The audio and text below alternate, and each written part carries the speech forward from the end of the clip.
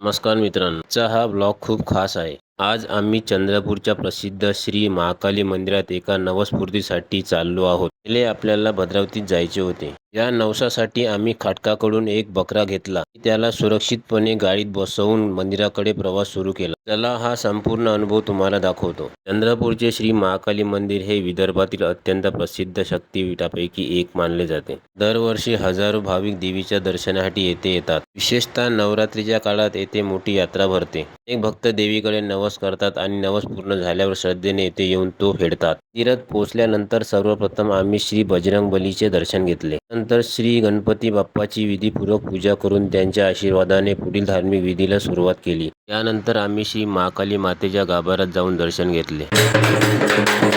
देवीचे तेजस्वी आणि दिव्य रूप पाहून मन अधिक प्रसन्न झालं. मंदिरात प्रचंड गर्दी होती. जणू काही मोठी जत्राच भरली होती. दूरदूरवरून आलेले भाविक आपल्या नवस्फूर्तीसाठी वाजत गाजत पूजा साहित्य घेऊन मंदिरात येत होते. टफरीचा गजर, जय महाकालीच्या घोषणा आणि भक्तीचा उत्साह संपूर्ण परिसरात भरून राहिला होता.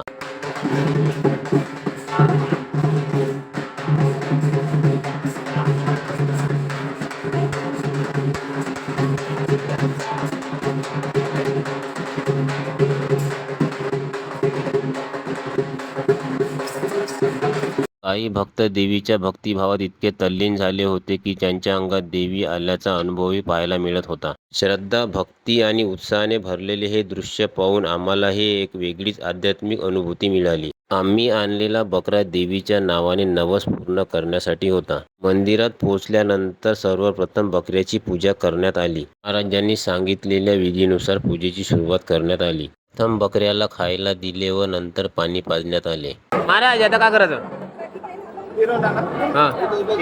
हां सोडून द्या. ओके. जय माताजी.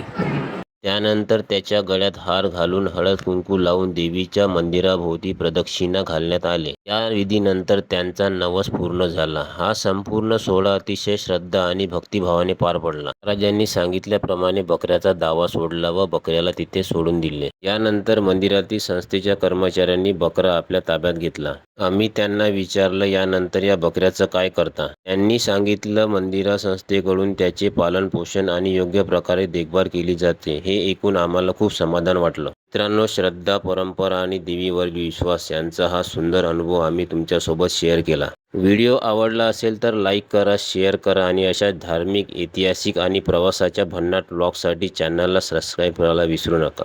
जय महाकाली.